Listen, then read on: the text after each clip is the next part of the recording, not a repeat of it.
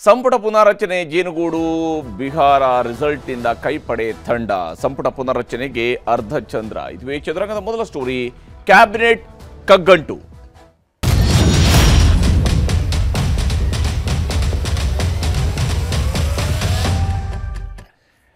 ರಾಜ್ಯದಲ್ಲಿ ಇನ್ನೇನು ಕ್ಯಾಬಿನೆಟ್ ಪುನರ್ರಚನೆಗೆ ಸಂಪುಟ ಪುನರ್ರಚನೆಗೆ ಹೈಕಮಾಂಡ್ನಿಂದ ಗ್ರೀನ್ ಸಿಗ್ನಲ್ ಸಿಕ್ಕೇ ಬಿಡ್ತು ಅನ್ನುವಂತಹ ಖುಷಿಯಲ್ಲಿ ಸಿದ್ದರಾಮಯ್ಯನವರ ಪಾಳೆಯ ಆಯಿತು.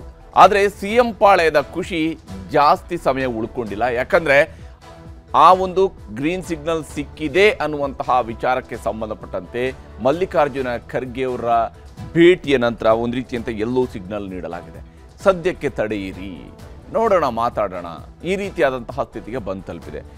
ಬಹಳ ವೇಗವಾಗಿ ಸಂಪುಟ ಪುನರಚನೆ ಆಗೇ ಬಿಡುತ್ತೆ ಅನ್ನುವಂತಹ ಸ್ಥಿತಿಯಲ್ಲಿದ್ದಂಥದ್ದಕ್ಕೆ ಒಂದು ತಾತ್ಕಾಲಿಕ ಬ್ರೇಕ್ ಹಾಕಲಾಗಿದೆ. ಹೀಗಾಗಿ ಕಾದು ನೋಡುವ ತಂತ್ರಗಾರಿಕೆನೋ ಅಥವಾ ನಿಜಕ್ಕೂ ಕೂಡ ಸಂಪುಟ ಪುನರಚನೆಯನ್ನು ಈಗ ಎಲ್ಲೋ ಸಿಗ್ನಲ್ ಕೊಟ್ಟರೂ ಕೂಡ ನಂತರ ವಾಪಸ್ ಅದಕ್ಕೆ ಗ್ರೀನ್ ಸಿಗ್ನಲ್ ಬರುತ್ತಾ ಅಥವಾ ಅದು ರೆಡ್ ಸಿಗ್ನಲ್ ಕಡೆಗೆ ಹೋಗುತ್ತಾ ಗೊತ್ತಿಲ್ಲ. ಇನ್ನೂ ಕೂಡ ಬಹಳಷ್ಟು ಡೆವಲಪ್ಮೆಂಟ್ಸ್ ಕಾಂಗ್ರೆಸ್ನ ಒಳಗಡೆ ನಡೀತಾ ಇದೆ. ಇನ್ನೂ ಸ್ಪಷ್ಟ ರೂಪವನ್ನು ಸಂಪುಟ ಪುನರಚನೆ ಅನ್ನುವಂತಹ ಸರ್ಕಸ್ ಇದುವರೆಗೂ ಕೂಡ ಪಡೆದಿಲ್ಲ. ಸಂಪುಟ ಪುನರಚನೆಯ ಸರ್ಕಸ್ ಇದುವರೆಗೂ ಕೂಡ ಸಂಪೂರ್ಣವಾಗಿ ಇಂಥದ್ದೇ ಅನ್ನುವಂತಹ ಸ್ಪಷ್ಟ ರೂಪವನ್ನು ಪಡ್ಕೊಂಡಿಲ್ಲ. ಹೀಗಾಗಿನೇ ಹೈಕಮಾಂಡ್ ಮತ್ತೊಂದು ಕಡೆಯಲ್ಲಿ ಶಿವಕುಮಾರ್ ಅವರಿಗೂ ಕೂಡ ಬುಲಾವ್ ಕೊಟ್ಟಿದೆ. ಇನ್ನೂ ಸ್ಪಷ್ಟ ರೂಪವನ್ನು ಪಡೆಯದ ಸಂಪುಟ ಪುನರ್ರಚನೆಯ ಸರ್ಕಸ್. ಯಾಕಂದರೆ ಸಂಪುಟ ಪುನರ್ರಚನೆ ಮಾಡಬೇಕು ಅನ್ನೋಂಥದ್ದು ಸಿದ್ದರಾಮಯ್ಯನವರ ಬಯಕೆ, ಮನದಾಸೆ ಎಲ್ಲವೂ ಕೂಡ ಹೌದು. ಆದರೆ ಇದರ ನಡುವೆ ದೆಹಲಿಗೆ ಬರುವಂತೆ ಶಿವಕುಮಾರ್ ಅವರಿಗೆ ಬುಲಾವನ್ನು ಕೊಡಲಾಗಿದೆ.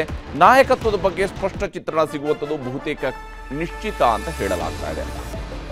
ದೆಹಲಿಗೆ ಮೊನ್ನೆಯಷ್ಟೇ ಶಿವಕುಮಾರ್ ಹೋಗಿ ಬಂದಿದ್ರು, ನಿನ್ನೆಯಷ್ಟೇ ಅವರು ವಾಪಸ್ ಆಗಿದ್ರು. ಆದರೆ ಇವತ್ತು ಸಂಜೆ ಮತ್ತೆ ದೆಹಲಿ ಪ್ರಯಾಣಕ್ಕೆ ಹೊರಟು ನಿಂತಿದ್ದಾರೆ ಶಿವಕುಮಾರ್ ಅವರು. ಬಹುತೇಕ ದೆಹಲಿಗೆ ಹೋದಂತಹ ಸಂದರ್ಭದಲ್ಲಿ ನಾಯಕತ್ವ ಬದಲಾವಣೆಯ ವಿಚಾರ ಇರಬಹುದು ಅಥವಾ ನಾಯಕತ್ವದ ಮುಂದುವರಿಕೆಯ ವಿಚಾರ ಇರಬಹುದು. ಇದರ ಬಗ್ಗೆ ಒಂದು ಸ್ಪಷ್ಟ ರೂಪ ಸಿಗ್ಬೋದು. ಯಾಕಂದರೆ ಸಿದ್ದರಾಮಯ್ಯ ಹಾಗೂ ಮಲ್ಲಿಕಾರ್ಜುನ ಖರ್ಗೆ ಅವರ ನಡುವೆ ಸುಮಾರು 40-45 ನಿಮಿಷಗಳ ಕಾಲ ಸುದೀರ್ಘವಾದಂತಹ ಚರ್ಚೆ ನಡೆದಿದೆ. ಯಾವ್ಯಾವ ವಿಷಯಗಳನ್ನು ಇಬ್ಬರು ನಾಯಕರುಗಳು ಮಾತನಾಡಿದ್ದಾರೆ ಅನ್ನುವಂಥದ್ದು ಮೂರನೇವರಿಗೆ ಗೊತ್ತಿರೋದಕ್ಕೆ ಅವಕಾಶಗಳು ಇಲ್ಲ. ಯಾಕಂದರೆ ಅವರಿಬ್ಬರೇ ಅದರಲ್ಲಿದ್ದಂತಹ ಕಾರಣದಿಂದಾಗಿ ಒಂದು ಸಿದ್ದರಾಮಯ್ಯನವರು ಹೇಳಬೇಕು ಅಥವಾ ಖರ್ಗೆ ಅವರು ಹೇಳಬೇಕು, ನಾವು ಇಂಥದ್ದೇ ವಿಚಾರಗಳನ್ನು ಮಾತನಾಡಿದ್ದೀವಿ ಅಂತೇಳಿ. ಆದರೆ ಸಿದ್ದರಾಮಯ್ಯನವರು ಹೇಳೋ ಪ್ರಕಾರವಾಗಿ ನೋಡೋದಾದರೆ ಸಂಪುಟ ಪುನರ್ರಚನೆಗೆ ಸಂಬಂಧಪಟ್ಟಂಥ ಪ್ರಕ್ರಿಯೆಗಳಿಗೆ ಎಲ್ಲೋ ಚಾಲನೆ ಸಿಕ್ಕಂತೆ ಕಾಣ್ತಾ ಇದೆ. ಇನ್ನೊಂದು ಸುತ್ತಿನ ಚರ್ಚೆಯನ್ನು ವೇಣುಗೋಪಾಲ್ ಅವ್ರ ಜೊತೆಗೆ ಹಾಗೂ ಸುರ್ಜೇವಾಲಾ ಅವರ ಜೊತೆಗೆ ಮತ್ತು ವಿಶೇಷವಾಗಿ ರಾಹುಲ್ ಗಾಂಧಿ ಅವರ ಜೊತೆಗೆ ನಡೆಸೋದ್ರ ಬಗ್ಗೆ ಮಲ್ಲಿಕಾರ್ಜುನ ಖರ್ಗೆ ಅವರು ಕೂಡ ಸೂಚನೆಯನ್ನು ಕೊಟ್ಟಿದ್ದಾರೆ. ಯಾಕಂದರೆ ಖರ್ಗೆ ಅವರಿಗೆ ಕರ್ನಾಟಕ, ಅವರು AICC ಅಧ್ಯಕ್ಷರಾಗಿದ್ದರು, ಭಾರತದ ಎಲ್ಲ ರಾಜ್ಯಗಳ ಕಾಂಗ್ರೆಸ್ಗೂ ಅವರೇ ರಾಷ್ಟ್ರೀಯ ಅಧ್ಯಕ್ಷರಾಗಿದ್ದರೂ ಕೂಡ ಕರ್ನಾಟಕ ಅವರಿಗೆ ತವರು ಮನೆ. ಹೀಗಾಗಿ ತವರು ಮನೆಯ ವಿಚಾರಗಳಿಗೆ ಬಂದಂತಹ ಸಂದರ್ಭದಲ್ಲಿ ಬಹಳ ಎಚ್ಚರಿಕೆಯನ್ನು ಇಟ್ಕೊಳ್ಬೇಕಾಗತ್ತೆ ಮಲ್ಲಿಕಾರ್ಜುನ ಖರ್ಗೆ ಅವರು ಕೂಡ. ಯಾಕಂದರೆ ಅವರ ರಾಜಕೀಯದ ಸ್ಟೇಕ್ ಕೂಡ ಇಲ್ಲಿ ಇದ್ದೇ ಇದೆ. ಅವರದ್ದು ಅಂತ ಹೇಳಿದರೆ ಕೇವಲ ಅವರದ್ದು ಮಾತ್ರ ಅಲ್ಲ, ಅವರ ಪುತ್ರನ ರಾಜಕೀಯದ ವಿಚಾರವೂ ಕೂಡ ಇದೆ. ಹೀಗಾಗಿ ಅನವಶ್ಯಕವಾಗಿ ಯಾವುದೋ ನಾಯಕರುಗಳ ಟೀಕೆಗೆ ಗುರಿಯಾಗುವುದು, ಸಿಟ್ಟಿಗೆ ಗುರಿಯಾಗುವಂಥದ್ದು ಈ ಹಂತದಲ್ಲಿ ಮಲ್ಲಿಕಾರ್ಜುನ ಖರ್ಗೆ ಅವರು ಬಯಸಲಾರರು. ಇದೇ ಕಾರಣಕ್ಕಾಗಿಯೇ ಮಲ್ಲಿಕಾರ್ಜುನ ಖರ್ಗೆ ಅವರು ಬಹಳ ಅಳೆದು ತೂಗಿ ಈ ವಿಚಾರವನ್ನು ನೋಡ್ತಾ ಇದ್ದಾರೆ. ನವೆಂಬರ್ 15ರಂದು ದೆಹಲಿಗೆ ಮುಖ್ಯಮಂತ್ರಿ ಸಿದ್ದರಾಮಯ್ಯನವರು ಹೋಗಿದ್ರು. ನವೆಂಬರ್ 15ನೇ ತಾರೀಕಿನಂದು ಸಿದ್ದರಾಮಯ್ಯನವರು ಹೋಗಿದ್ರು. ಹಾಗೆ ಹೋದಂತಹ ಸಂದರ್ಭದಲ್ಲಿ ಸಿದ್ದರಾಮಯ್ಯನವರು ಮೊದಲಿಗೆ ಭೇಟಿಯಾಗಿದ್ದಂಥದ್ದು ರಾಹುಲ್ ಗಾಂಧಿ ಅವರನ್ನ ಭೇಟಿಯಾಗಿ ಮುಖ್ಯಮಂತ್ರಿ ಸಿದ್ದರಾಮಯ್ಯನವರು ವಾಪಸ್ ಬೆಂಗಳೂರಿಗೆ ಬಂದಿದ್ರು. ಅಲ್ಲಿ ಬಹಳ ಮುಖ್ಯವಾಗಿ ಸಂಪುಟ ಪುನರ್ರಚನೆಯ ಬಗ್ಗೆ ಚರ್ಚೆ ಆಗಿಲ್ಲ ಅಂತೇಳಿ ಖುದ್ದು ಸಿದ್ದರಾಮಯ್ಯನವರು ಹೇಳಿಕೊಂಡ್ರು ಕೂಡ ರಾಹುಲ್ ಗಾಂಧಿ ಅವರನ್ನ ಭೇಟಿಯಾದ ತಕ್ಷಣವೇ ಸಿದ್ದರಾಮಯ್ಯನವರಿಗೆ ಸಂಪುಟ ಪುನರ್ರಚನೆಗೆ ಗ್ರೀನ್ ಸಿಗ್ನಲ್ ಸಿಕ್ಕಿದೆ ಅನ್ನುವಂತಹ ಮಾಹಿತಿ ಸಿಎಂ ಪಾಳಯದಿಂದ ಹೊರ ಬಂದಿತ್ತು. ಆದರೆ ಈಗ ಸಿಎಂ ಪಾಳಯದಿಂದ ಆ ರೀತಿಯಾದಂತಹ ಯಾವುದೇ ಕನ್ಫರ್ಮೇಷನ್ ಸಿಗ್ತಿಲ್ಲ ಯಾವಾಗ ಸಂಪುಟ ಪುನರ್ರಚನೆ ಆಗುತ್ತೆ ಅನ್ನೋದ್ರ ಬಗ್ಗೆ. ನಿನ್ನೆ ಮಲ್ಲಿಕಾರ್ಜುನ ಖರ್ಗೆ ಅವ್ರನ್ನ ಭೇಟಿಯಾಗಿದ್ರು ಸಿಎಂ ಸಿದ್ದರಾಮಯ್ಯ. ಇದು ರಾಹುಲ್ ಗಾಂಧಿ ಅವರ ಸೂಚನೆಯ ಮೇರೆಗೆ ಆಗಿರತಕ್ಕಂತಹ ಭೇಟಿ ಎಂದು ಕೂಡ ವಿಶ್ಲೇಷಣೆಗೆ ಒಳಗಾಗಿದೆ ಮತ್ತು ಅದಕ್ಕೆ ಪೂರಕವಾದಂತಹ ಡೆವಲಪ್ಮೆಂಟ್ಸು ಕೂಡ ದೆಹಲಿ ಮಟ್ಟದಲ್ಲಿ ನಡೆದಿದೆ. ಇದರ ನಡುವೆ 3 ದಿನ ದೆಹಲಿಯಲ್ಲಿ ಶಿವಕುಮಾರ್ ಅವರು ಕೂಡ ಹೋಗಿದ್ರು. ಯಾವಾಗ ಸಿಎಂ ಸಿದ್ದರಾಮಯ್ಯನವರು ದೆಹಲಿಗೆ ಹೋಗಿದ್ರು ಅದೇ ದಿವಸನೇ DK ಶಿವಕುಮಾರ್ ಅವರು ಕೂಡ ದೆಹಲಿಗೆ ಹೋಗಿದ್ರು. ಅವರು ದೆಹಲಿಯಲ್ಲಿ ಬಿಟ್ಬಿಟ್ಟಿದ್ರು. ಶಿವಕುಮಾರ್ ಅವರು ದೆಹಲಿಯಲ್ಲಿ ಇದ್ದು ಹೈಕಮಾಂಡ್ ನಾಯಕರುಗಳನ್ನು ಭೇಟಿಗೆ ಪ್ರಯತ್ನ ಪಟ್ಟಿದ್ದಾರೆ. ಅವರಿಗೆ ಸಮಯಾವಕಾಶ ಸಿಕ್ಕಿಲ್ಲ ಅನ್ನುವಂತಹ ಸುದ್ದಿಯೊಂದು ಹರಿದಾಡಿತ್ತು. ಆದರೆ ಶಿವಕುಮಾರ್ ಅವರು ಹೇಳಿಕೊಂಡಿದ್ದಾರೆ, ನಾನು ಯಾರದೇ ಭೇಟಿಗೂ ಕೂಡ ಪ್ರಯತ್ನ ಪಟ್ಟಿರಲಿಲ್ಲ. ಯಾಕಂದರೆ ನಾನು ಬಂದಿರುವಂಥದ್ದು ಸರ್ಕಾರದ ಕೆಲಸದ ಮೇಲುಗಡೆ ಬಂದಿದ್ದೆ. ಹಾಗಾಗಿ ಸರ್ಕಾರಿ ಕೆಲಸದ ವಿಚಾರಗಳಿಗೆ ಸಂಬಂಧಪಟ್ಟಂತೆ ಮಾತ್ರ ಭೇಟಿ ಇತ್ತೇ ಹೊರತು ಹೈಕಮಾಂಡ್ ನಾಯಕರ ಭೇಟಿಗೆ ಪ್ರಯತ್ನನೇ ಪಟ್ಟಿರಲಿಲ್ಲ ಅಂತೇಳಿ ಶಿವಕುಮಾರ್ ಅವರು ಸ್ಪಷ್ಟನೆಯನ್ನು ಕೊಟ್ಟಿದ್ರು. ಆದರೆ ಇದೇನಿದ್ರು ಕೂಡ ಇದೀಗ ಹೈಕಮಾಂಡ್ ಬುಲಾವ್ ಮೇರೆಗೆ ಮತ್ತೆ ದೆಹಲಿಗೆ ಶಿವಕುಮಾರ್ ಅವರು ಹೋಗ್ತಾ ಇದ್ದಾರೆ.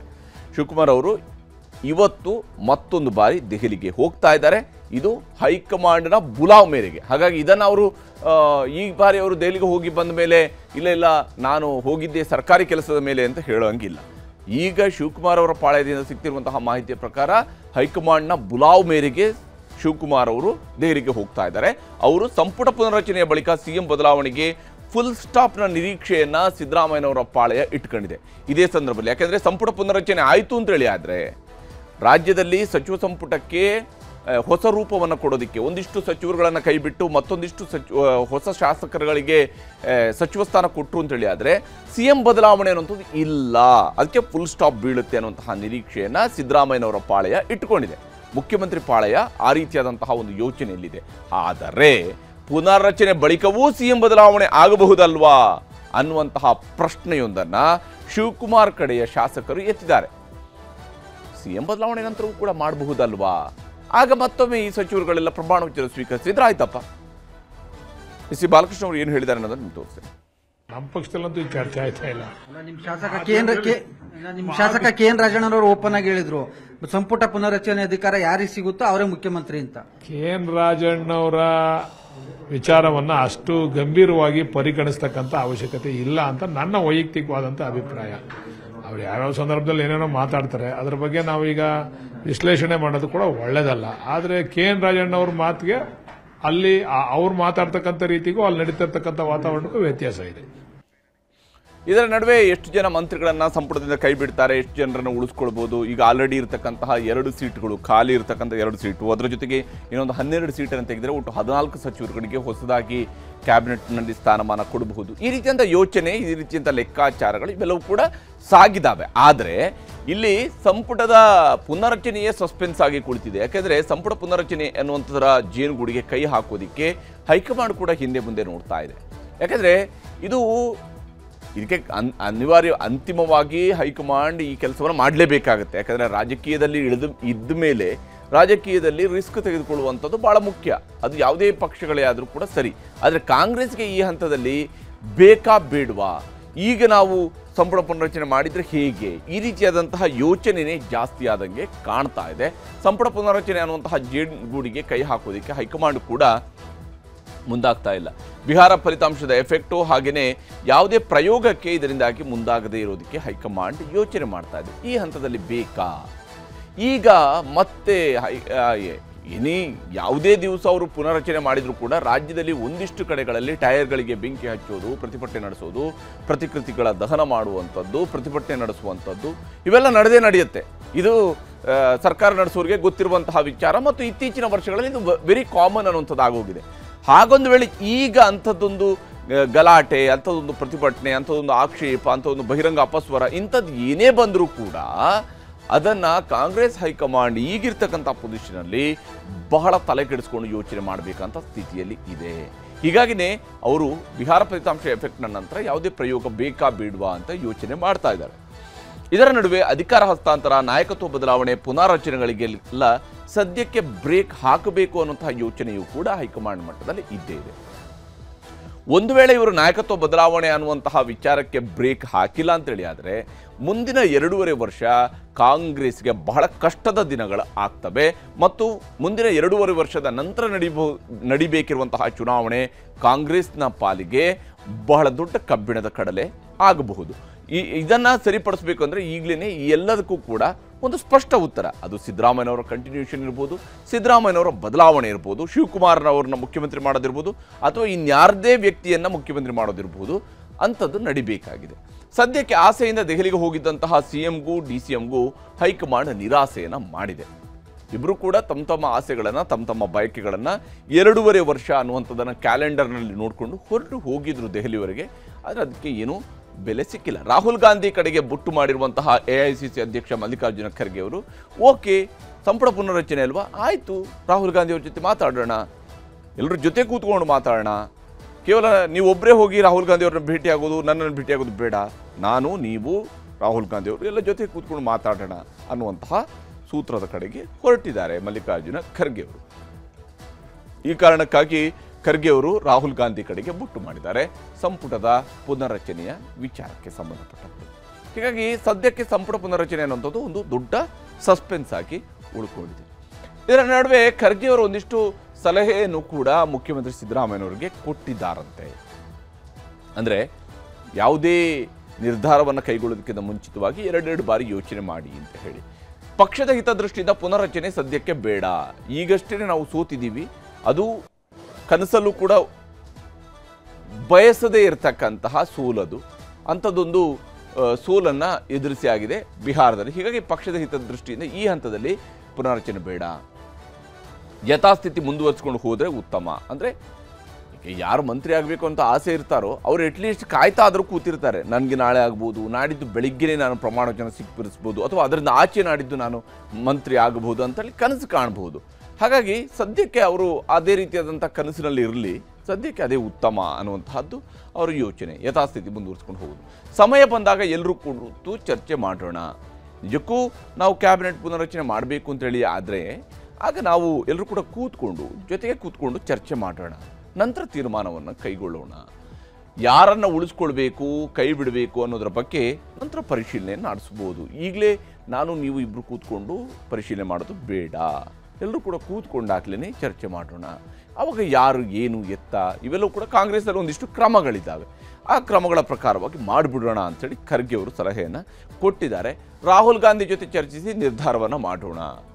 ಒಂದು ವೇಳೆ ನಾವು ಮಾಡಲೇಬೇಕು ಅಂತೇಳಿ ಆದರೂ ಕೂಡ ರಾಹುಲ್ ಗಾಂಧಿ ಅವರ ಜೊತೆಗೆ ಚರ್ಚಿಸೋಣ. ಲೋಕಸಭೆಯ ಪ್ರತಿಪಕ್ಷ ನಾಯಕರಿದ್ದಾರೆ, ಪಕ್ಷದ ವರಿಷ್ಠ ನಾಯಕ ಸದ್ಯಕ್ಕೆ ರಾಹುಲ್ ಗಾಂಧಿ ಆಗಿರೋದ್ರಿಂದಾಗಿ ಅವ್ರ ಜೊತೆಗೆ ಮಾತಾಡೋಣ, ನಂತರ ನಿರ್ಧಾರ ಮಾಡೋಣ ಅಂತೇಳಿ ಖರ್ಗೆ ಅವರು ಕೂಡ ಸಲಹೆ ಕೊಟ್ಟಿದ್ದಾರೆ. ಈ ರೀತಿಯಾದಂಥ ಸಲಹೆ ಸಹಜವಾಗಿಯೇ ಮಲ್ಲಿಕಾರ್ಜುನ ಖರ್ಗೆ ಅವರ ಜಾಣ ನಡೆ ಅಂತ ಇದನ್ನು ಪರಿಗಣಿಸಬೇಕಾಗತ್ತೆ. ಯಾಕಂದರೆ ಮಲ್ಲಿಕಾರ್ಜುನ ಖರ್ಗೆ ಅವರು ಸಂಪುಟ ಪುನರ್ರಚನೆ ಚೆಂಡನ್ನು ರಾಹುಲ್ ಗಾಂಧಿ ಅಂಗಳಕ್ಕೆ ಎಸೆದಿದ್ದಾರೆ.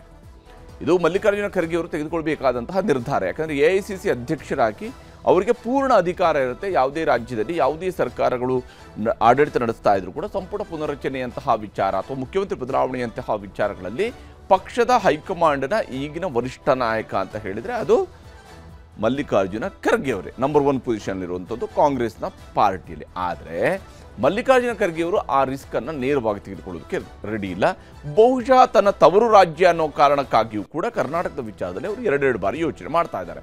ಆಕಾಂಕ್ಷಿತ ಶಾಸಕರ ಸಿಟ್ಟಿಗೆ ಗುರಿಯಾಗುವುದನ್ನು ತಪ್ಪಿಸೋದಕ್ಕೆ ಖರ್ಗೆ ಅವರ ಜಾಣ ನಡೆ ಇದು ಅಂತೇಳಿ ಇದನ್ನು ಪರಿಗಣಿಸಲಾಗಿದೆ. ಯಾಕಂದರೆ ಆಕಾಂಕ್ಷಿತ ಶಾಸಕರೆಲ್ಲರೂ ಕೂಡ ಅದರಲ್ಲಿ ಪುನರ್ರಚನೆ ಸಂದರ್ಭದಲ್ಲಿ ಕೈ ಬಿಡಬೇಕಾದಂತಹ ಸಚಿವರುಗಳು ಇವರೆಲ್ಲರೂ ಕೂಡ ಒಂದಲ್ಲ ಒಂದು ಕಾರಣಕ್ಕಾಗಿ ಖರ್ಗೆ ಅವರಿಗೆ ಆಪ್ತರೆ ಅಥವಾ ಖರ್ಗೆ ಅವರಿಗೆ ತನ್ನ ರಾಜ್ಯದ ಶಾಸಕರವರು, ರಾಜ್ಯದ ನಾಯಕರವರು, ಅವ್ರ ಜೊತೆಗೆ ಒಂದು ವಿಶ್ವಾಸ ಇದ್ದೇ ಇರುತ್ತೆ. ಹೀಗಿರುವಾಗ ಈ ಹಂತದಲ್ಲಿ ಆಕಾಂಕ್ಷಿತ ಶಾಸಕರ ಸಿಟ್ಟಿಗೆ ಗುರಿಯಾಗುವುದನ್ನು ತಪ್ಪಿಸಿಕೊಳ್ಳುವುದಕ್ಕೆ ಖರ್ಗೆ ಅವರು ಜಾಣ ನಡೆಯನ್ನು ಅನುಸರಿಸ್ತಾ ಇದ್ದಾರೆ. ರಾಹುಲ್ ಗಾಂಧಿ ತೀರ್ಮಾನವೇ ಅಂತಿಮ, ನನ್ನ ಪಾತ್ರ ಏನೂ ಇಲ್ಲ ಅನ್ನುವಂಥ ಸಂದೇಶವನ್ನು ಕೊಡ್ತಾ ಇದ್ದಾರೆ. ನಂದೇನೂ ಇಲ್ಲ ಇದರಲ್ಲಿ, ರಾಹುಲ್ ಗಾಂಧಿ ಅವರೇ ನಿರ್ಧಾರ ಕೈಗೊಳ್ತಾರೆ ಅಂತ ಹೇಳಿ. ಯಾಕಂದರೆ ತನಿಗೆ ಅಧಿಕಾರ ಇಲ್ಲ, ಅಂದರೆ ಮುಖ್ಯಮಂತ್ರಿಯಾಗಿ ಅಧಿಕಾರ ಇಲ್ಲ, ಏನಿಲ್ಲ, ಸುಮ್ಮನೆ ಯಾಕೆ ನಾನು ಅನವಶ್ಯಕವಾಗಿ ಶಾಸಕರ ಸಿಟ್ಟಿಗೆ ಗುರಿಯಾಗಬೇಕು ಅನ್ನೋ ಯೋಚನೆ ಮಲ್ಲಿಕಾರ್ಜುನ ಖರ್ಗೆ ಅವರು ಕೂಡ ಬಂದಂಗೆ ಕಾಣ್ತಾ ಇದೆ. ಈ ಕಾರಣಕ್ಕಾಗಿ ಅವರು ರಾಹುಲ್ ಗಾಂಧಿಯ ಮೇಲೆ ಎತ್ತಾಕಿದ್ದಾರೆ. ರಾಹುಲ್ ಗಾಂಧಿ ನಿರ್ಧಾರ ಅಂತ ಎಲ್ಲರೂ ಕೂಡ ಸುಮ್ಮನಿರ್ತಾರೆ ಅನ್ನುವಂಥದ್ದು ಏನೇ ಆದರೂ ಕೂಡ ಇದು ರಾಹುಲ್ ಗಾಂಧಿ ಅವರ ನಿರ್ಧಾರ. ಸಂಪುಟ ಪುನರ್ರಚನೆ ಆಯಿತು, ರಾಹುಲ್ ಗಾಂಧಿ ಅವರ ನಿರ್ಧಾರ. ಸಂಪುಟದಿಂದ ಇಷ್ಟು ಜನರನ್ನ ಕೈ ಬಿಟ್ಟರು, ರಾಹುಲ್ ಗಾಂಧಿ ಅವರ ನಿರ್ಧಾರ. ಸಂಪುಟ ಪುನರ್ರಚನೆ ಮುಂದೂಡಿಕೆ ಆಯಿತು, ರಾಹುಲ್ ಗಾಂಧಿ ಅವರ ನಿರ್ಧಾರ. ಇದು ಸದ್ಯಕ್ಕೆ ಕಾಂಗ್ರೆಸ್ನವರು ಅನುಸರಿಸ್ಕೊಂಡು ಬಂದಿರತಕ್ಕಂತಹ 1 ಪಾಯಿಂಟ್ ರೂಲ್ಸು, ರಾಹುಲ್ ಗಾಂಧಿ ಅವರ ನಿರ್ಧಾರ ಅಂತ ಹೇಳ್ಬಿಡೋದು. ಆ ಮೂಲಕ ಎಲ್ಲ ಜವಾಬ್ದಾರಿನ ರಾಹುಲ್ ಗಾಂಧಿ ಮೇಲೆ ಹಾಕೋದು, ನಂತರ ಏನಾಗುತ್ತೆ ನೋಡೋಣ ಅನ್ನುವಂತಹ ಸ್ವರೂಪದಲ್ಲಿ ಕಾಂಗ್ರೆಸ್ ಅವರು ಯೋಚನೆ ಮಾಡ್ತಾ ಇದ್ದಾರೆ. ಅದರ ಭಾಗವಾಗಿಯೇ ಸ್ಥಳೀಯ ನಾಯಕರ ಅಸಮಾಧಾನಕ್ಕೆ ಗುರಿಯಾಗುವಂತಹ ಆತಂಕದಿಂದಾಗಿ ಖರ್ಗೆ ಅವರು ಕೂಡ ಎಚ್ಚರಿಕೆ ಹೆಜ್ಜೆ ಇಟ್ಟಂತೆ ಪರಿಗಣಿಸಲಾಗ್ತಾ ಇದೆ. ಅಂಥದ್ದೊಂದು ಸ್ಥಿತಿಯಲ್ಲಿ ಮಲ್ಲಿಕಾರ್ಜುನ ಖರ್ಗೆ ಅವರು ಕೂಡ ಇದ್ದಾರೆ. ಜೊತೆಗೆ ಸಂಪುಟ ಪುನರ್ರಚನೆ ಅನ್ನುವಂತಹ ಜೇನುಗೂಡಿನಿಂದ ದೂರ ಉಳಿಯುವ ತಂತ್ರಗಾರಿಕೆಯು ಕೂಡ ಆಗುತ್ತೆ. ಯಾಕಂದರೆ ಈ ಜೇನುನೊಣಗಳು ಯಾವಾಗ ಎಲ್ಲಿಂದ ಬಂದು ಕಚ್ಚುತ್ತವೆ ಅಂತ ಗೊತ್ತಾಗೋದಿಲ್ಲ. ಅದೇ ಸ್ವರೂಪದಲ್ಲಿ ಈ ಸಚಿವರುಗಳಾಗುವಂತಹ ಶಾಸಕರುಗಳು ಮತ್ತು ಸಂಪುಟದಿಂದ ಹೊರಹೋಗುವಂತಹ ಸಚಿವರುಗಳು ಇವರಿಬ್ಬರು ಕೂಡ ಭಾಳ ಡೇಂಜರ್ ಆಗಿರ್ತಾರೆ. ಅವರು ಯಾವಾಗ ಯಾವ ಸಂದರ್ಭದಲ್ಲಿ ಯಾವ ಸ್ವರೂಪದಲ್ಲಿ ಕಾಟ ಕೊಡ್ತಾರೆ ಅಂತ ಹೇಳೋಕ್ಕೆ ಸಾಧ್ಯ ಇಲ್ಲ. ಈ ಎಲ್ಲ ಕಾರಣಕ್ಕಾಗಿ ಬಹಳ ಎಚ್ಚರಿಕೆಯ ಕಡೆಗೆ ಮಲ್ಲಿಕಾರ್ಜುನ ಖರ್ಗೆ ಅವರು ಹೊರಟಿದ್ದಾರೆ. ಪುನರ್ರಚನೆಯ ವೇಳೆ ಆಗುವಂತಹ ಸಂಭಾವ್ಯ ಡ್ಯಾಮೇಜ್ ತಡೆಯಲೇಬೇಕಾದ ಅನಿವಾರ್ಯತೆಯೂ ಕೂಡ ಮಲ್ಲಿಕಾರ್ಜುನ ಖರ್ಗೆ ಅವರಿಗೆ ಇದ್ದೇ ಇದೆ. ಇವತ್ತಲ್ಲ ನಾಳೆ ಇವರು ಸಂಪುಟ ಪುನರಚನೆ ಮಾಡಲೇಬೇಕಾಗತ್ತೆ. ಇವತ್ತಲ್ಲ ನಾಳೆ ನಾಯಕತ್ವ ಬದಲಾವಣೆಯ ಬಗ್ಗೆ ಒಂದು ಸ್ಪಷ್ಟ ನಿರ್ಧಾರವನ್ನು ಕೈಗೊಳ್ಳಲೇಬೇಕಾಗತ್ತೆ. ಆ ದಿವಸ ಇವರು ಪಕ್ಷದ ನಾಯಕರುಗಳ ವಿರೋಧವನ್ನು ಕಟ್ಟಿಕೊಳ್ಬೇಕಾಗತ್ತೆ. ಅದಕ್ಕೆ ಬೇಕಾದಂತಹ ತಯಾರಿಗೆ ಈಗ ಅವರು ಮುಂದಾದಂಗೆ ಗೋಚರಿಸ್ತಾ ಇದೆ. ಈ ವಿಷಯದಲ್ಲಿ ಮಂತ್ರಿಗಳು ಏನೇನು ಹೇಳ್ತಿದ್ದಾರೆ ಅನ್ನೋದು ನಿಮ್ಗೆ ತೋರಿಸ್ತೀನಿ. 8ರಿಂದ ಸೆಷನ್ ಇದೆ ಬೆಳಗಾವಿನಲ್ಲಿ. ಕ್ರಾಂತಿನೂ ಇಲ್ಲ, ಯಾವುದೂ ಇಲ್ಲ, ಯಾವುದೋ ಕ್ರಾಂತಿ ಇಲ್ಲ, ಏನೂ ಇಲ್ಲ. ನಮ್ಮ ಶಾಂತಿವಾಗೈತೆ, ಶಾಂತತೆ ಐತೆ. ಸಿದ್ದರಾಮಯ್ಯನವರು ಪಕ್ಷದ ಶಿಸ್ತಿನ ಸಿಪಾಯಿ, DK ಶಿವಕುಮಾರ್ ಅವರು ಶಿಸ್ತಿನ ಸಿಪಾಯಿ, ನಾನು ಪಕ್ಷದ ಶಿಸ್ತಿನ ಸಿಪಾಯಿ. ಪಕ್ಷ ಏನು ಆದೇಶ ಮಾಡುತ್ತೆ ನಾವೆಲ್ಲರೂ ಪಕ್ಷದ ಆದೇಶವನ್ನು ಹೈಕಮಾಂಡವನ್ನು ಕೇಳ್ತೀವಿ. ಯಾವುದೇ ಜಗ್ಗಾಟ ಇಲ್ಲ, ಯಾವುದೇ ಗೊಂದಲ ಇಲ್ಲ, ಯಾವುದೇ ಸಮಸ್ಯೆನೂ ಇಲ್ಲ. ಬಹಳ ಅತ್ಯಂತ ಉತ್ತಮ ರೀತಿಯಲ್ಲಿ ಆಡಳಿತವನ್ನು ಕೊಡ್ತಾ ಇದ್ದಾವೆ. ಕೊಟ್ಟ ಭರವಸೆಗಳನ್ನು ಈಡೇರಿಸಿದ್ದೇವೆ. ಇವತ್ತು ಪ್ರತಿಪಕ್ಷದವರು ಹೊಟ್ಟೆ ಕಿಚ್ಚಿನಿಂದ ಇಲ್ಲ ಸಲ್ಲದ ಆರೋಪಗಳನ್ನು ಮಾಡ್ತಾ ಇದ್ದಾರೆ. ಅದರಲ್ಲಿ ಯಾವುದೇ ಹುರುಳಿಲ್ಲ. ಇವೆಲ್ಲ ಏನು ಊಹಾಪೋಹಗಳಿದೆ ಅವೆಲ್ಲ ಅಪ್ರಸ್ತುತ ಅನ್ನುವಂಥ ಮಾತನ್ನು ಹೇಳಿಕೆ ಬಯಸ್ತೇನೆ. ಹೀಗೆ ಎಲ್ಲರೂ ಕೂಡ ಅವರದೇ ಆದಂತಹ ಲೆಕ್ಕಾಚಾರಗಳಲ್ಲಿ ಇಲ್ಲಿ ಮಾತನಾಡ್ತಾ ಇದ್ದಾರೆ. ಆದರೆ ಇದರ ನಡುವೆ ಸತೀಶ್ ಜಾರಕಿಹೊಳಿ ಅವರು ಒಂದು ಮಾತನ್ನು ಹೇಳಿದ್ದಾರೆ. ನಾವು ಯಾರು ಕೂಡ PCC ಅಧ್ಯಕ್ಷ ಸ್ಥಾನವನ್ನು ಕೇಳಿಲ್ಲ, ಅವರೇ ಬಿಟ್ಕೊಡುವಂಥದ್ರ ಬಗ್ಗೆ ಮಾತನಾಡ್ತಾರೆ ಹೊರತು ನಾವೇನು ಕೂಡ ಕೇಳ್ತಾ ಇಲ್ಲ, ಮತ್ತು ನಾನು ವಿಶೇಷವಾಗಿ ಈ ಹಂತದಲ್ಲಿ ಕೇಳ್ತಿಲ್ಲ ಅಂತೇಳಿ ಸತೀಶ್ ಅವರು ಮಾತನಾಡಿದ್ದಾರೆ. ಶಿವಕುಮಾರ್ ಅವರು ಕೂಡ ಡೆಲ್ಲಿ ಪ್ರವಾಸ ಮಾಡಿ ಬಂದಿದ್ದಾರೆ. ಅಲ್ಲಿ ಹೇಳಿದ್ದಾರೆ ಸರ್, ಏನಂತಂದರೆ ಅಧ್ಯಕ್ಷ ಸ್ಥಾನ ಬಿಟ್ಕೊಡಲ್ಲ KPCC. ನಾನು ಇನ್ನೂ ಫಿಟ್ ಆ್ಯಂಡ್ ಫೈನ್ ಇದ್ದೀನಿ. ಈಗ ಬಿಡ್ಲಿಕ್ಕೆ ಯಾರು ಹೇಳಿಲ್ಲ, ಯಾರು ಹೇಳಿದ್ದೇವೆ?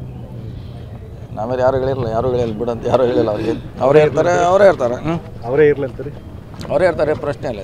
ನೀವು ಕೂಡ KPCC ಸ್ಥಾನದ ಅಧ್ಯಕ್ಷ ಸ್ಥಾನ ಆಕಾಂಕ್ಷಿ ಇರಲ್ಲ ಕೇಳಿ ಸದ್ಯಕ್ಕಿಲ್ಲ, ನೋಡೋಣ, ಅವಕಾಶ ಬಂದಾಗ ನೋಡೋಣ.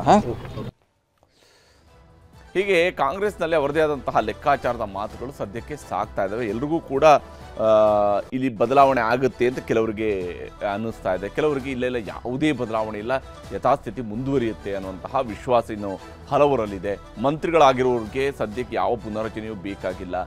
ಆದರೆ ಶಾಸಕರಿಗೆ ಆದಷ್ಟು ಬೇಗ ಪುನರಚನೆ ಆಗಬೇಕು, ಇನ್ನೊಬ್ಬರಿಗೆ ಆದಷ್ಟು ಬೇಗ ಮುಖ್ಯಮಂತ್ರಿ ಬದಲಾವಣೆ ಆಗಬೇಕು. ಈ ರೀತಿಯಾದಂಥ ಚರ್ಚೆಗಳು ಸದ್ಯಕ್ಕೆ ಕಾಂಗ್ರೆಸ್ನಲ್ಲಿ ಬಿಗಿಯಾಗಿ ಸಾಗ್ತಾ ಇರುತ್ತದೆ. ಆದರೆ ಅಂತಿಮ ನಿರ್ಧಾರವನ್ನು ಕಾಂಗ್ರೆಸ್ ಹೈಕಮಾಂಡ್ ಹೇಗೆ ತೆಗೆದುಕೊಳ್ಳುತ್ತೆ ಅನ್ನೋಂಥದ್ದು ನೋಡಬೇಕಿದೆ.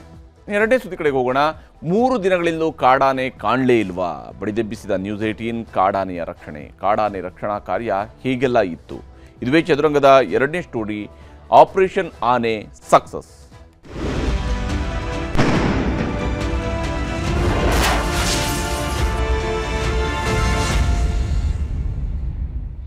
ಶಿವನಸಮುದ್ರದ ಕಾಲುವೆಗೆ, ಅಂದರೆ ಅಲ್ಲಿ ವಿದ್ಯುತ್ ಸ್ಥಾವರದ ಕಾಲುವೆಗೆ ಬಿದ್ದಂಥದ್ದು ಆಮೆ ಆಗಿರಲಿಲ್ಲ, ಆನೆ ಬಿದ್ದಿತ್ತು.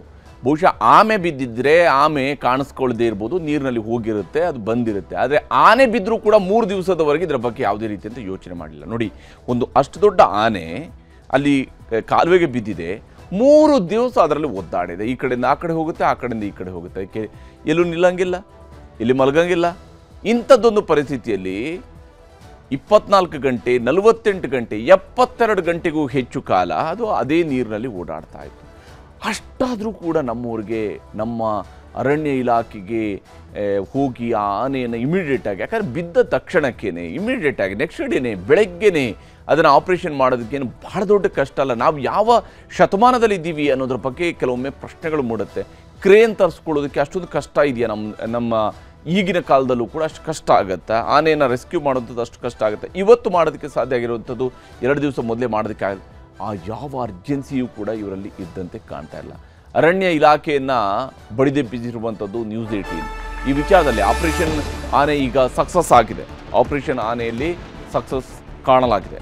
ಮತ್ತು ಶಿವನಸಮುದ್ರದ ಕಾಲುವೆಯಲ್ಲಿ 4 ದಿನಗಳ ಕಾಲ ಗಜರಾಜನ ನರಳಾಟಕ್ಕೆ ಮುಕ್ತಿ ಸಿಕ್ಕಿದೆ. ಅರಿವಳಿಕೆ ಮದ್ದನ್ನು ನೀಡಿ ಅದನ್ನು ಮೇಲಕ್ಕೆತ್ತಿ ಕಾಡಿಗೆ ಬಿಟ್ಟಿದ್ದಾರೆ ಅರಣ್ಯ ಇಲಾಖೆಯ ಸಿಬ್ಬಂದಿ. ವಾಪಸ್ ಅದನ್ನು ಕಾಡಿಗೆ ಬಿಟ್ಟು ಬಂದಿದ್ದಾರೆ. ನೋಡಿ, ಒಂದು ಆನೆ ಎಷ್ಟು ಭಯದಿಂದ, ಎಷ್ಟು ಆತಂಕದಿಂದ ಅದಲ್ಲಿ ಓಡಾಡ್ತಾ ಇತ್ತು. ಅದರ ಸೊಂಡಿಲು, ಅದರ ಕಾಲುಗಳು ಇವು 24 ಗಂಟೆಯೂ ಕೂಡ ನೀರಲ್ಲೇ ಇದ್ದರೆ ಆನೆಯ ಚರ್ಮ ಏನಾಗಬೇಕು, ಯಾವ ಸ್ಥಿತಿಯನ್ನು ಅದು ಅನುಭವಿಸಬೇಕು ಅಂತೇಳಿ ನೋಡಿ. ಅದಕ್ಕೆ ಆನೆಗೆ ಅರವಳಿಕೆ ಮೊದಲ ಒಂದು ಇಂಜೆಕ್ಷನನ್ನು ಅದಕ್ಕೆ ಚುಚ್ಚಿದ ಸಂದರ್ಭದಲ್ಲಿ ಪಾಪ ಅದು ಭಯಭೀತವಾಗಿ ಜೋರಾಗಿ ಓಡಾಡುತ್ತೆ. ಒಂದು ರೀತಿಯಂಥ ಅಬ್ಬರವನ್ನು ತೋರಿಸುತ್ತೆ, ಅಟ್ಟಹಾಸವನ್ನು ತೋರಿಸುತ್ತೆ. ಸುಮಾರು ಹೊತ್ತು ಅದು ಅಲ್ಲೇ ತಿರುಗಾಡುತ್ತೆ. ಆದರೆ ಅದಾದ ನಂತರ ಮತ್ತೆ 2ನೇ ಇಂಜೆಕ್ಷನನ್ನು ಕೊಟ್ಟ ನಂತರನೇ ಆ ಆನೆ ಅಲ್ಲಿ ಬೀಳೋದು, ಅಂದರೆ ಅದು ಮಲ್ಕೊಳ್ಳೋದು, ಅಲ್ಲಿ ತನಕ ಪಾಪ ಅದಕ್ಕೆ ಏನು ಮಾಡೋದು ಅಂತ ಗೊತ್ತಾಗುತ್ತೆ. ಒಂದು ರೀತಿಯಂತಹ ಭಯ, ಒಂದು ರೀತಿಯಾದಂತಹ ಆತಂಕ ಇದೆಲ್ಲದಕ್ಕೂ ಕೂಡ ಮನೆ ಮಾಡಿತ್ತು. ಕೂತಂತಹ ರೀತಿಯಲ್ಲಿ ಅದು ಬಿದ್ದ ಕಾರಣದಿಂದಾಗಿ ಬಹುಶಃ ಅದನ್ನು ರೆಸ್ಕ್ಯೂ ಮಾಡೋದು ಕೂಡ ಸುಲಭ ಆಯಿತು. ಆನೆಯನ್ನು ರೆಸ್ಕ್ಯೂ ಮಾಡುವಂಥದ್ದು ಕೂಡ ಸುಲಭ ಆಯಿತು. ನಂತರ ಅದನ್ನು ಮಲಗಿಸ್ಕೊಂಡ್ರು ಆ ಬಿದ್ದಂತಹ ಆನೆಯನ್ನು. ಯಾಕಂದರೆ ಅದು ಇದ್ದಂತಹ ಸ್ಥಿತಿ, ಅದು ಓಡಾಡ್ತಾ ಇದ್ದಂತಹ ಆನೆ ಇಮಿಡಿಯೇಟಾಗಿ ಅದು ಬೀಳುತ್ತೆ. ಈ ಆಪರೇಷನ್ ಆನೆ ಹೇಗೆಲ್ಲ ನಡೀತು ಅನ್ನೋದನ್ನು ನಾವಿಲ್ಲಿ ಗಮನಿಸ್ತಾ ಹೋಗಬೇಕು. ಮೊದಲನೇದಾಗಿ ಈ ಆಪರೇಷನ್ ಆನೆ ನಡೆದಂತಹ ರೀತಿ, ಪಾಪ ನೋಡಿ ಅದರ ಎರಡೂ ಕೈಕಾಲುಗಳನ್ನು ಕಟ್ಟಿ ಮೇಲಕ್ಕೆ ಎತ್ತಿದಂತಹ ರೀತಿ, ಆ ಮೂಲಕವಾಗಿ ಅದನ್ನು ಆ ಒಂದು ಏನು ಕಂಟೈನರನ್ನು ಇಳಿಸಿದ್ರು, ಪ್ಲೇಟ್ ಸ್ವರೂಪದಲ್ಲಿರುವಂತಹ ಕಂಟೈನರನ್ನು ಇಳಿಸಿದ್ರು, ಅದರ ಮೇಲೆ ಮಲಗಿಸ್ಬೇಕಾಗಿತ್ತು. ಅದಕ್ಕಾಗಿ ಪಾಪ ಅದರ 4 ಕಾಲುಗಳನ್ನು ಎತ್ತಿ ಒಂದು ಆನೆಯನ್ನು ಮೇಲಕ್ಕೆತ್ತಿ ಅದರ ಮೂಲಕವಾಗಿ ಅದನ್ನು ಮಲಗಿಸಿದರು. ನೋಡಿ, ಇಲ್ಲಿ ಆನೆ ಅಷ್ಟು ಆಳದಲ್ಲಿ ಬಿದ್ದಿದೆ. ಸಣ್ಣದಾದಂತಹ ಒಂದು ಕಾಲುವೆ ಅದು. ಆ ಕಾಲುವೆ ಒಳಗಡೆ ಆನೆ ಬಿದ್ದಿದೆ. ಅದು ಹೇಗೆ ಬಿದ್ದಿದೆ, ಪಾಪ ಅದು ಅಲ್ಲಿ ಹೇಗೆ ಬಂತು, ಯಾವ ಸ್ವರೂಪದಲ್ಲಿ ಅದು ಅದಕ್ಕೆ ಬಿತ್ತು, ಇದ್ಯಾವುದೂ ಕೂಡ ಗೊತ್ತಿಲ್ಲ. ಆದರೆ ಶಿವನ ಸಮುದ್ರದ ಕಾಲುವೆಗೆ ಬಿದ್ದಂತಹ ಕಾಡಾನೆ ಎಲ್ಲಿಂದ ಅದು ಬಂತು, ಅಲ್ಲಿವರೆಗೆ ಹೇಗೆ ಅದು ತಲುಪ್ತು. ಯಾಕಂದರೆ ಎರಡೂ ಕಡೆಗಳಿಂದ ನೋಡಿದ್ರೆ ಬಹಳ ಕಡಿದಾಗಿರ್ತಕ್ಕಂತಹ ಪ್ರಪಾತ, ಅದು ಬಹಳ ಕಡಿದಾಗಿರುವಂಥದ್ದು, ನೀರು ಬಹಳ ವೇಗವಾಗಿ ಹೋಗೋದಕ್ಕೆ ಮಾಡಿರ್ತಕ್ಕಂತಹ ಕಣಿವೆ, ಅದರ ಒಳಗಡೆ ಅದು ಬಿದ್ದಿದೆ. ಆ ಒಂದು ಕಾಲುವೆಗೆ ಆನೆ ಬಂದು ಬಿದ್ದಿದೆ. 20 ಅಡಿ ಆಳ, ಅದು ಮೇಲಿನಿಂದ ಲೆಕ್ಕ ಹಾಕಿದರೆ ಅದು ಕರೆಕ್ಟಾಗಿ 20 ಅಡಿ ಆಳದಲ್ಲಿ ಆನೆ ನೆರಳಾಡ್ತಾ ಇತ್ತು. ಆನೆಯ ಪರಿಸ್ಥಿತಿ ಹೇಗಿದ್ದಿರಬೇಕು, ಆ 20 ಅಡಿ ಮೇಲಿನ ಕೆಳಗಡೆ ಬಿದ್ದಾಗ ಹೇಗಾಗಿರಬೇಕು ಆನೆಗೆ, ಅದು ಹೇಗೆ ಬಿದ್ದಿದೆ, ಇದರ ಬಗ್ಗೆ ಯಾರಿಗೂ ಕೂಡ ಗೊತ್ತಿಲ್ಲ. 4 ಹಗಲು 4 ರಾತ್ರಿ ಆಹಾರ ಇಲ್ಲದೆ ಅದು ಒದ್ದಾಡಿದೆ.